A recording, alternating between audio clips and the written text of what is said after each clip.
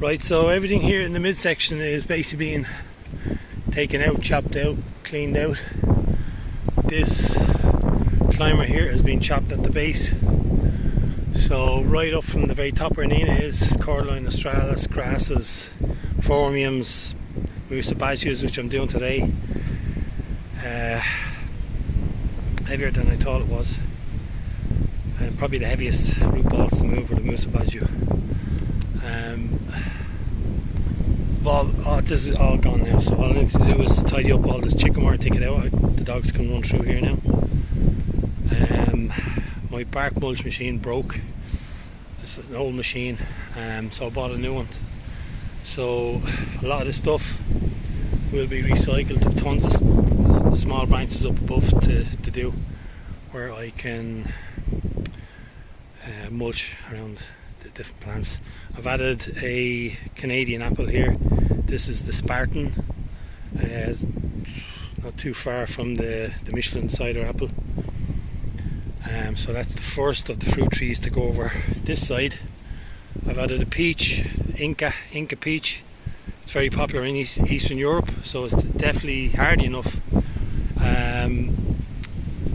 We'll see how it gets on. All the pampas and the palms are on the pathway here. They're gone.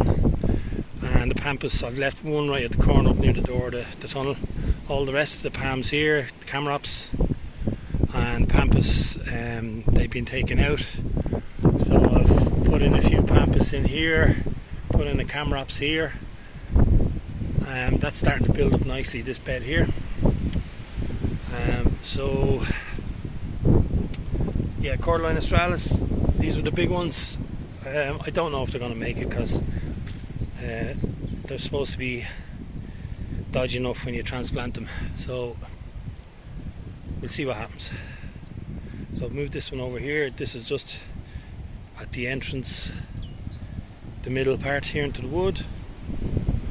So I chopped the muscibasiu, just built up a little retaining wall at the back here where the slope is, and absolutely saturated the ground, flooded it with water.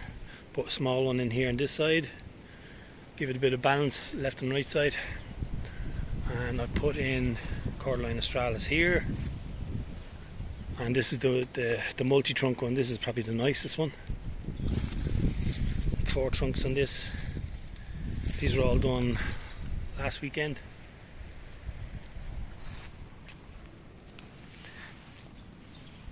The eucalyptus trees, the big bamboos, they've gone over here. Eucalyptus trees have gone down into the wood. There's actually carpet here. This is old carpet that was in the house. It must be down here 20 years.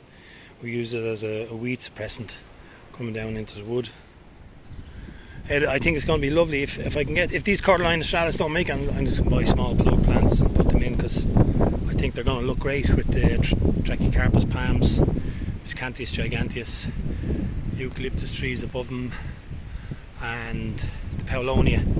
These Paulownias, I'll wait for the buds to come out, so you know, sure sign of growth, and then I'll just chop them at the 5 feet, get those big elephant deer sized leaves. Just here on the pathway, coming across this way and this way. Same again, muscibasiu. This is the heaviest one. Just retaining wall here, and absolutely flooded. Now I've only just cut these. This is how fast they can push up. That's just pushed up.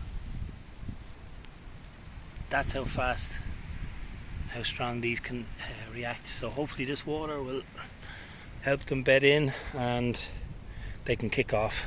Bananas are a member of the grass family, as far as I understand. They're a grass. This is the Spartan apple. I've only put it in, it's only in recently, and the buds are already coming out. So it's been amended the soil, give some fresh soil. I've had to use leaves and chopped up some of the bamboo that I took out, and over the compost, put down the cardboard to suppress any weeds. So hopefully that'll do well. This is the Shen's Boston or the Mr. Jerry, I'm not too sure, that's gone in here. I put in the Austrian black pine, Pinus nigra. I will do the Niwaki on this, or Niwaki, and kind of train this up to 5-6 feet. Oh boy! So this is the Fatsia japonica. That's come down as well. That is the what do you call it? Right, I forgot. Hazelnut. That self-seeded, or it just, yeah, that was over here. So I've just moved it across. So I'm trying to keep the pathway across nice and tidy.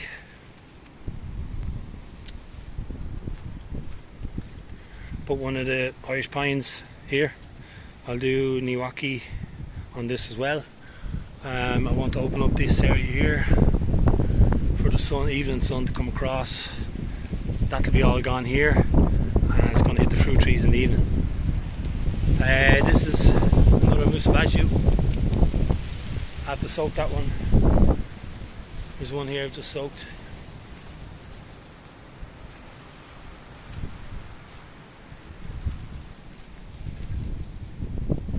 So I've moved pampas in here.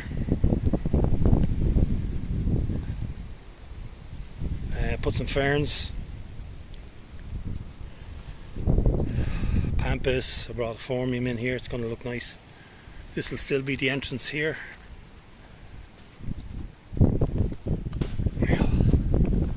So when you come in, to go on this jungle path at this side, you'll just follow a path around. The New Zealand pampas that I picked up last summer. Brought it over here. It's going to be, this tree is going to get the tops to get lots of sun coming in. Here's the sun coming down. We need lots of sun now. Yeah, this New Zealand pampas has gone in beside his cousins. Most toes. The Metapanics or Pseudopanics. One of my favourites, without a doubt. Absolutely fabulous. Love this. And this is another New Zealand one here. So all the New Zealand ones are kind of kept together. This is the Montpellier, south of France, Loquat. The length of these leaves. Now they might shorten up or something, I don't know. But this is what has been pushing out all winter. This is how mild it has been. Damp. All these black spots, don't know what that is. Could be from the damp, I don't know. Big ones down here look okay. But that's doing really well. Yeah, so when this chicken wire posts come out, that's all gone. This whole thing is just going to open up. I'll show you the Inca peach.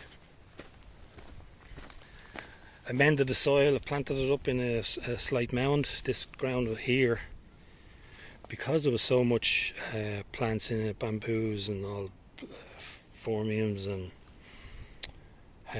all other kinds of stuff, grasses.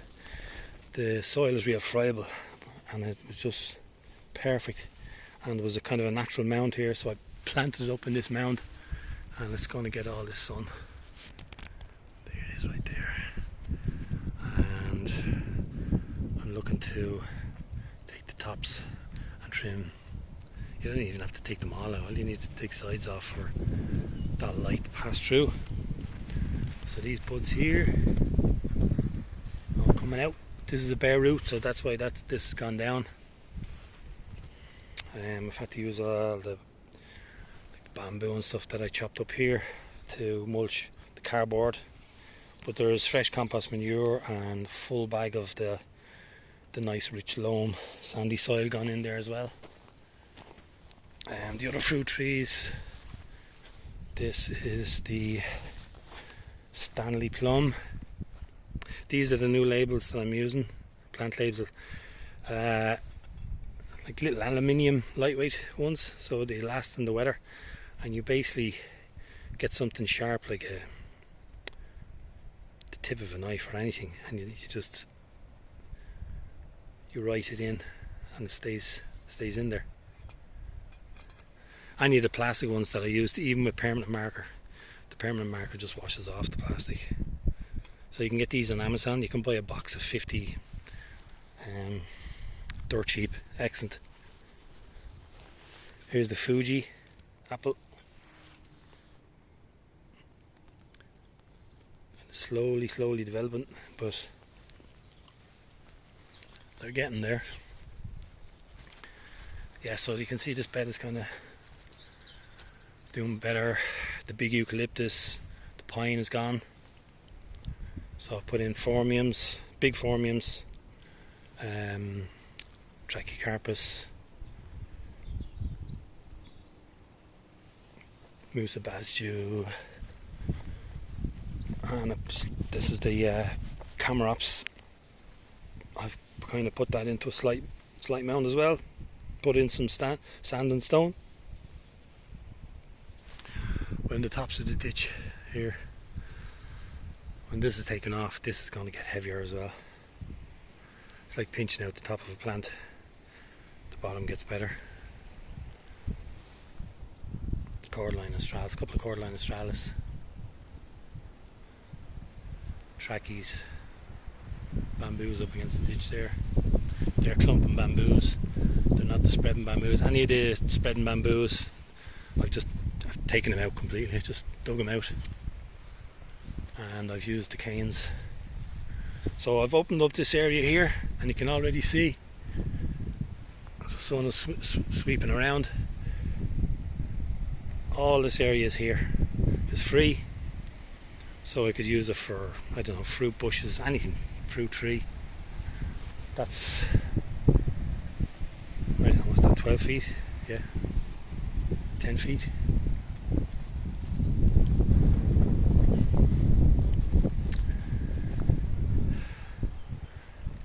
Chojuro, bare root, they're all opening up. I've decided to leave just a couple of the palms, the Camarops. I don't think they're going to get that big anyway in Ireland here. We'll see.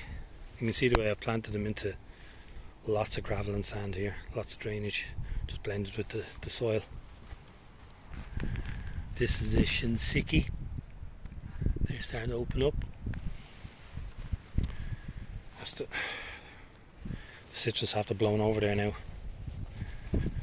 And this is the Hosui. I hope I'm pronouncing these correctly. They're opening up, bare roots. Lampadina.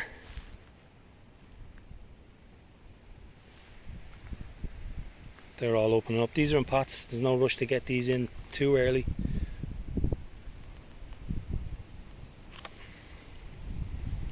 These are very experimental, I suppose.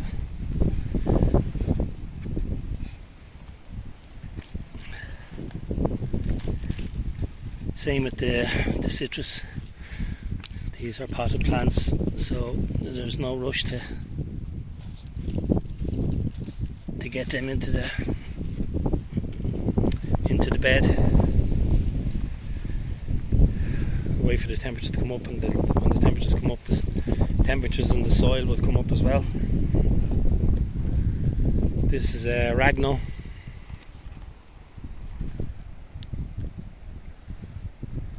Excellent trees that I'm after bringing in from Italy, especially Italy, and the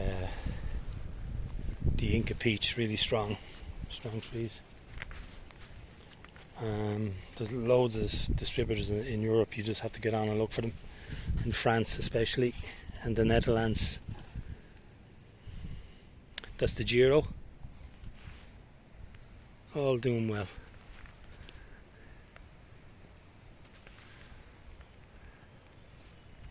Hopefully they'll all get lit up this summer with the sun. This is I call this guy Lazarus. He's come back from the dead. The Mexican fan palm that will be going up with the American the palm that I have up in the planters. So I've got wild pawpaw here, and I've got wild persimmons. I'm kind of hesitant to put these down into the woods. They're really small. I might pot them up and pamper them and feed them, because I know I've got small trees in before and I've put them down and they've just died. They just got out competed. I'll probably, yeah, I'll keep them. I'll get them potted up in some nice pots. And I also have the cultivated varieties of the pawpaws and persimmons. And last but not least, this is the one I'm really looking forward to, because I eat a lot of it. This is the pomegranate. Really strong trunk root system. Looks a bit slower than the others to come out. They're little tiny buds.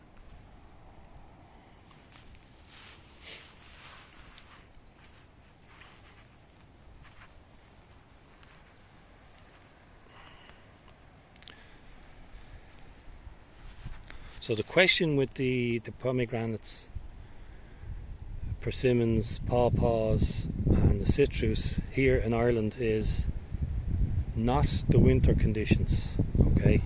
We don't get the drop in the temperatures that Europe or America and other places get. The winters are actually really mild. The question is, do we get enough sun?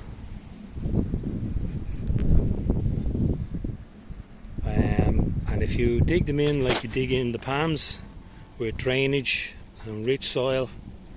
And what I actually found was, even though the camarops here are small, I had to really get in with the shovel. Their roots were deep. So they're these very small palms, when you put them in small, it's like I said before with the small trachycarps, it's all underground. It's all underground. Those roots are probably just as long as the tops. And I actually had to really work around the camarops to get them out.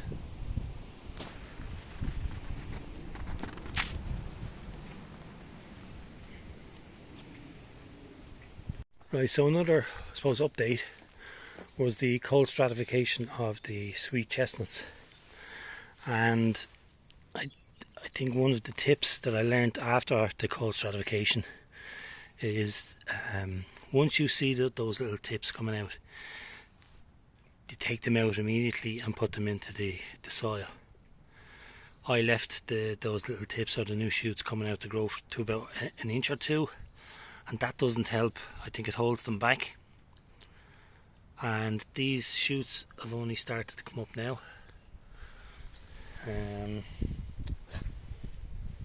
Some have fallen over, and I thought they'd died, but they were actually still alive. So I've taken them out to give them some water. So yeah, these are the sweet chestnut, or Spanish chestnut, I think they're called. So the minute you see those tiny little shoots, about a quarter of an inch or whatever, here we go. Take them out immediately. Don't let those white shoots get any longer than a quarter of an inch. Get them straight into compost, because the momentum has started for growth, and you want to get them into the compost straight away. I'll show you the Asian Nashi pears, pear, that I have up on the windowsill. Because when they sprouted, I moved them basically immediately into the compost, and you can see how they're doing. So what I also have to add this summer will be the rice paper plant. the papyrifera, and also the miscanthus zebrinus, or zebra grass, which I took cuttings off. I have two types. I have one that spirals over, falls over, kind of it droops from the top over, and one that's just erect, straight up, or columnar. And so these have this is all new growth on these, so they'll be popped in different spots along the side over there. Down into the wood I'll have, hopefully these are some of the divisions of the Irish sedge, the big Irish sedge, and I'll have some more bamboo. We'll have to look into that.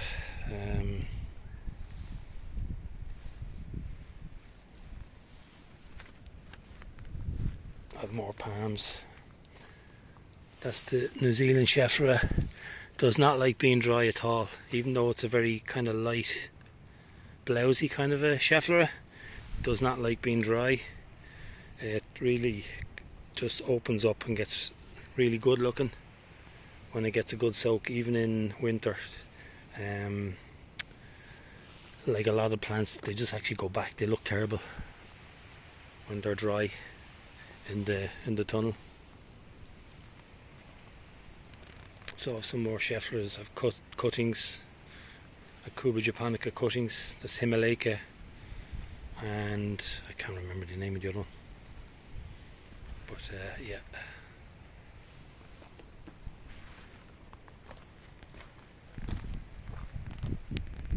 So just up in this area here, I did have a cordyline australis, and that was originally planted in beside one of those big sedges, and it just died back. I think the sedge was too much for the cordyline australis to compete with. It should have been this size and this healthy looking. I've transplanted it down to the edge of the wood, and we'll see how it gets on, but it looked like it was dying. Then I put in sable rosii, or rosy, and I've taken that out and I've moved it across to here. So this area here, this is on a slope, slopes down, and in the summer it's going to be, all the stone here is going to get all the heat. I'm thinking of putting in, I'll just dig out this area, put down the cardboard, stop the weeds and the grass. There's plenty of stone there already, and I'll put in probably the one of the persimmons. Anyway, it'll be one of the persimmons. And over this side I had a rosii here as well, and I've basically just moved that across to here, and I'll be using this wall here. So these two positions, if we get in the sun in the morning, I'm going to pollard these across here, so it'll be full sun all the way around right into the evening time. And the ground on this side as well, it's all sloping down. You can see that it's all down into the wood.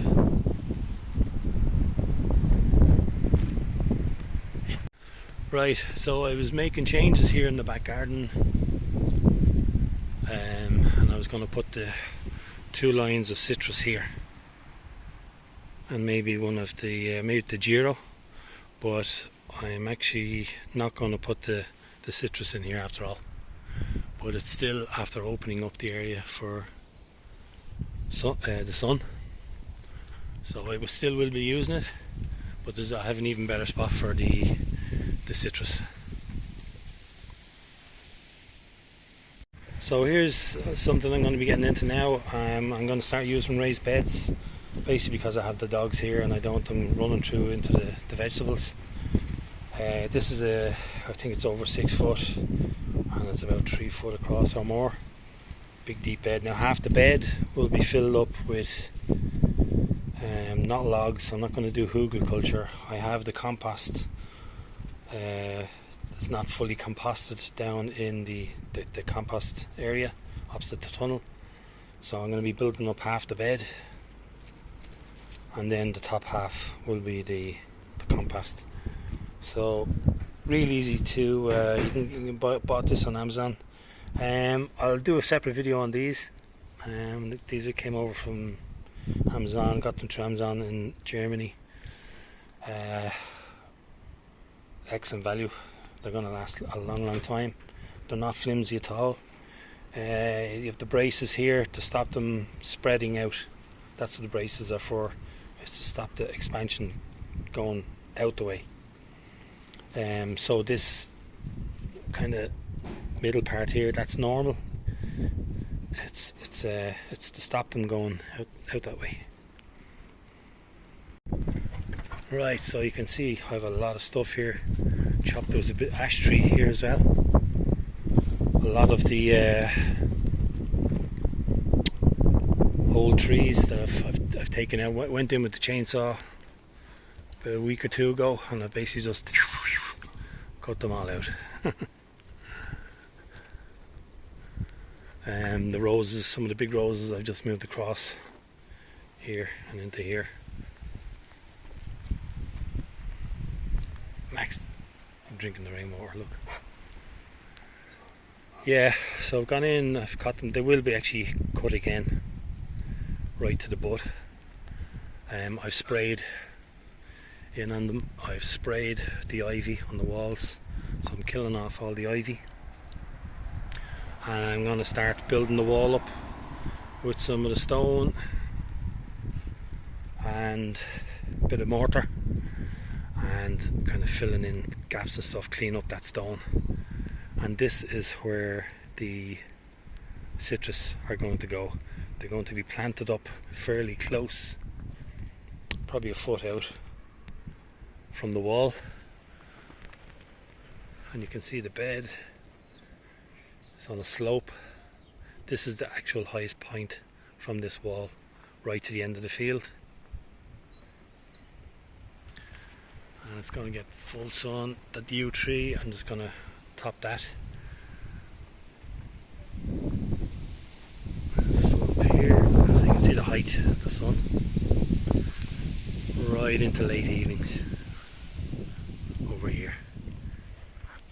So I'm thinking pomegranate and the 4 mikan or satsuma.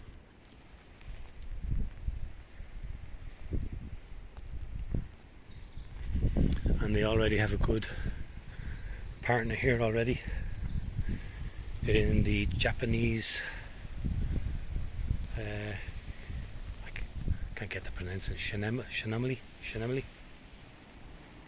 quince.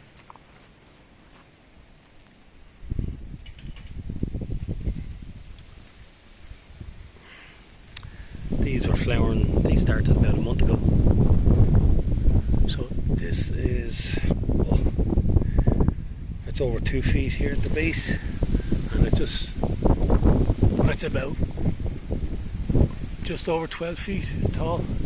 But I remember one year I didn't cut it back, I just left it, and these huge fruits, as big as an apple, and a lovely coloration on them. They're blushed with red and pink. And I saw, oh geez, these are going to be delicious. And I didn't know what they were, and I took a big bite out of them, chunk out of them, and I spat them out as quick as they went in. Totally astringent, but you can use these for jams and baking and cooking and stuff. I think his pectin levels are massive, really high. So yeah.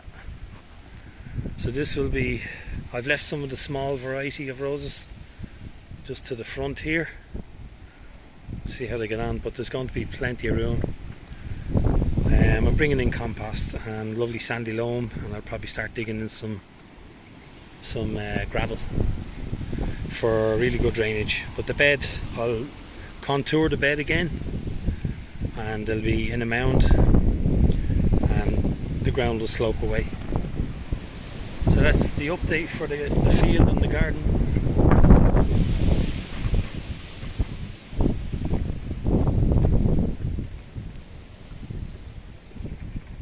So the plants, like some of the bananas and palms that are in the planters, I've started to just cut the plastic to let more air in. They're dry anyway. You can see, look, the sand and gravel here, bone dry over winter. So just let that air in, get them used to the conditions again, because the plants in pots are not as safe as the plants in the ground. So I'll just start to open it up, get all the air in there. The wind and the air is going to be excellent because it's going to dry up any of the moisture that's in around the stems and the trunk. So I've done the same with the Chinese dwarf banana, the lotus banana. Just started opening up.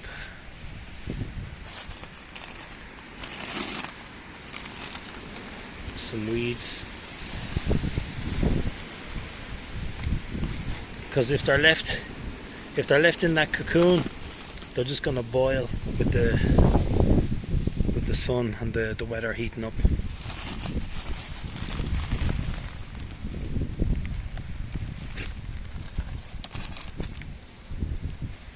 You can already see colocasias kicking off in there.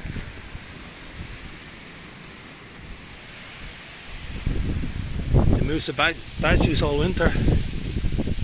They were just left open like this, and I kept some insulation on the top around the base here with some plastic so they didn't get saturated, so that they'll be coming off soon as well.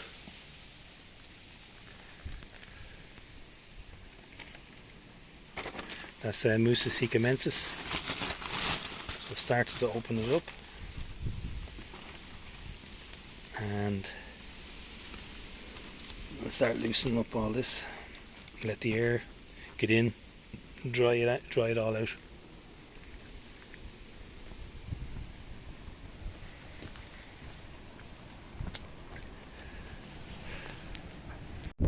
Right, so that's where I'm going to be put the Mexican fan pan, into this tall pot here, opposite the Californian fan pans, which are doing really well.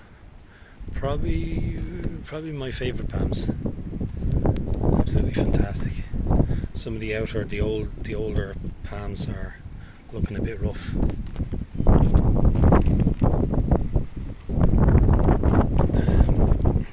Soon enough I'll probably take off this sheet here just to let air in. They're doing well anyway.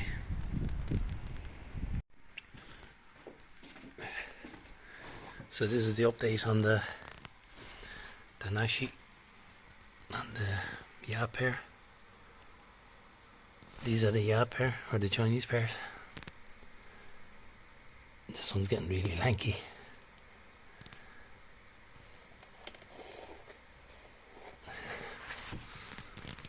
They're looking very healthy though. That's the Japanese one, I think. It's looking good.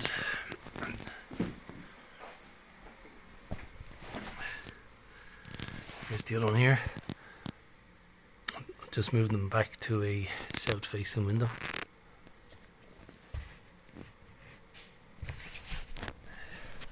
In a couple of weeks they'll be going to the tunnel.